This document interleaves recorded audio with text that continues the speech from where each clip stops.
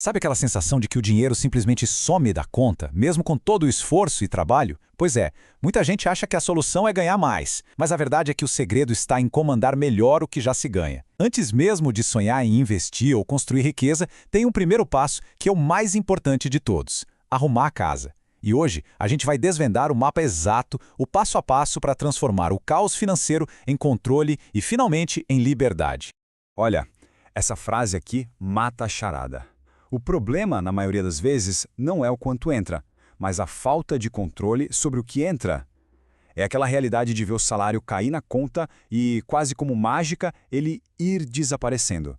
Aí no fim do mês o que sobra não é dinheiro, é ansiedade, culpa, aquela frustração de estar remando sem sair do lugar. É exatamente esse ciclo que a gente vai quebrar hoje. É a famosa roda do hamster, né? A gente trabalha sem parar, só para pagar as contas, e no fim das contas, percebe que não construiu nada para o futuro. O fim do mês, que deveria ser um alívio, acaba virando um campo minado de estresse. Isso não é viver, é sobreviver, é ficar só reagindo aos boletos em vez de planejar os sonhos. Mas e se houvesse uma saída? A chave está numa mudança de perspectiva. Encarar a organização financeira não como uma planilha chata ou uma obrigação, mas como a fundação. Pensa assim, é o primeiro tijolo na construção de uma vida com mais tranquilidade e sim, com mais riqueza. É bem aqui que o jogo vira. E a ordem aqui, olha, faz toda a diferença. Tentar investir antes de organizar as finanças é a mesma coisa que tentar construir o telhado de uma casa que ainda não tem paredes. Não faz o menor sentido e uma hora vai desmoronar. O passo 1 é ter clareza, é saber para onde cada real está indo. O passo 2, que é a consequência natural disso, é fazer esse dinheiro trabalhar e crescer. Tá, mas como a gente faz isso na prática? O método é bem simples. É dar um trabalho, uma função específica, para cada real que entra na conta. A proposta é parar de ser refém das contas e se tornar o comandante do próprio dinheiro. E aqui está o mapa. Pensa nisso como um projeto para o dinheiro, uma forma bem visual de dividir toda a renda em categorias, onde cada fatia desse gráfico tem um propósito claro e bem definido. Vamos mergulhar em cada uma dessas fatias, que juntas formam um sistema financeiro pessoal à prova de caos. A primeira fatia e a maior são os custos fixos: aluguel, financiamento da casa, escola, tudo aquilo que é essencial para viver. A meta aqui é que esses gastos não passem de 30% da renda. E por quê? Porque se essa fatia cresce demais, especialmente se passa dos 40%, ela começa a sufocar todas as outras. É um sinal de alerta máximo para o risco de endividamento. Em seguida, vem os prazeres. E aqui, um ponto super importante. Organização financeira não significa cortar tudo que dá alegria. Muito pelo contrário. É sobre garantir, de forma planejada, que vai ter dinheiro para o cinema, para o jantar fora, para as pequenas coisas que fazem a vida valer a pena. A ideia é ter equilíbrio, não privação.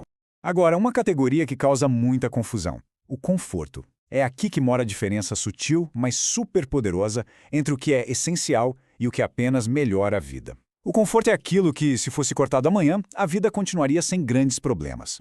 Vamos ver uns exemplos para ficar bem claro.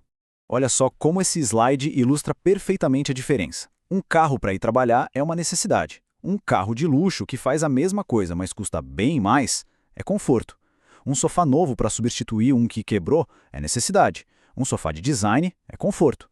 O perigo não é ter conforto, mas sim a gente se enganar classificando um conforto como se fosse uma necessidade básica.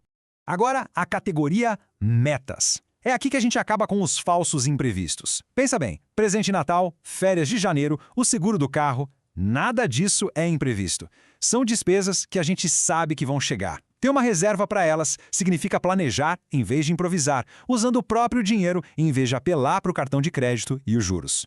A categoria conhecimento não é sobre hobbies, tá? É sobre um investimento estratégico na pessoa mais importante que existe, nós mesmos.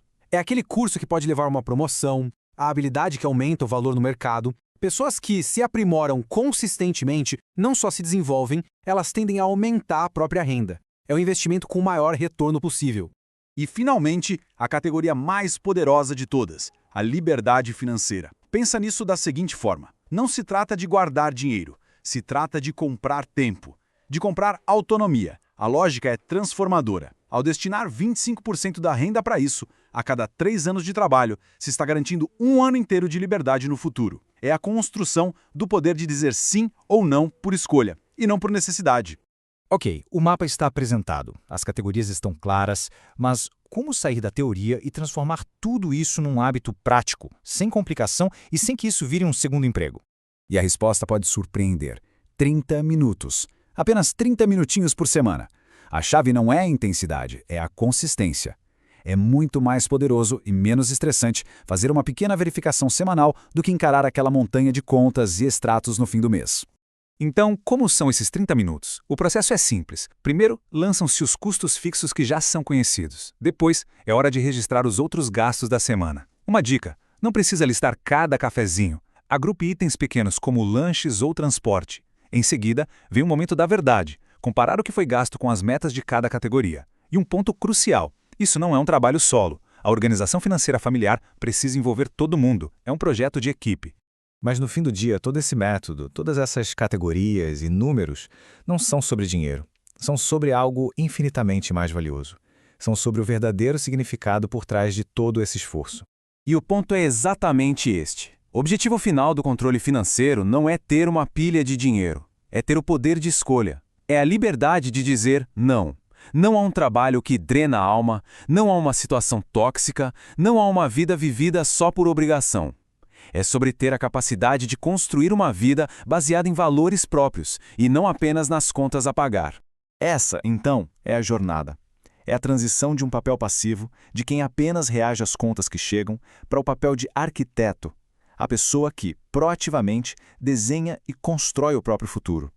É deixar de ser uma vítima das circunstâncias financeiras para se tornar o mestre do próprio destino. E para terminar, fica uma reflexão. Com o controle total nas mãos, para que seria dito sim? Quais projetos seriam iniciados? Que sonhos sairiam finalmente do papel? Ter clareza sobre essas respostas é o verdadeiro combustível para começar. É o primeiro e mais poderoso passo nessa jornada para a liberdade.